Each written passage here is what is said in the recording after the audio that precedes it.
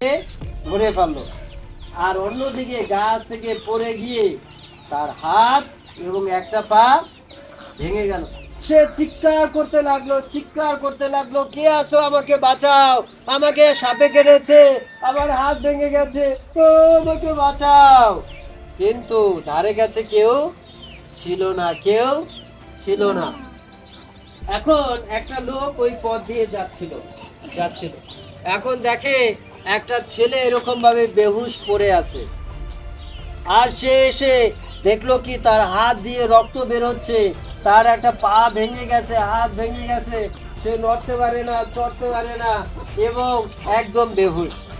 কারণ তাকে কিসে কেটেছে? সাপে। আর কোথা থেকে পড়ে গেছে? একদম ধরে গেছে। তাহলে তোমরা বলো, এই ছেলেটার এরকম বিপদ কেন হলো? কারণ সে কার কথা শোনে নাই?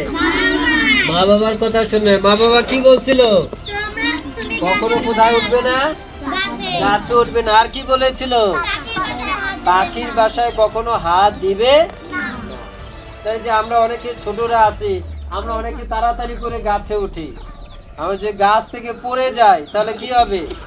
হাত ভেঙে যাবে, পা ভেঙে যেতে পারে। আর এই যে গাছের, এই যে যেমন পাখির বাসা আছে, ছোট ছোট গাছে পাখির বাসা থাকে, ওই বাসার ভিতরে কে থাকতে পারে?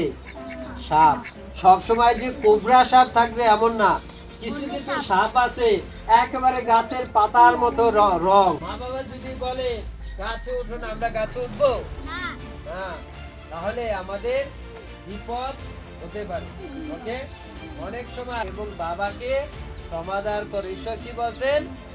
তোমার মা এবং বাবাকে কি করো?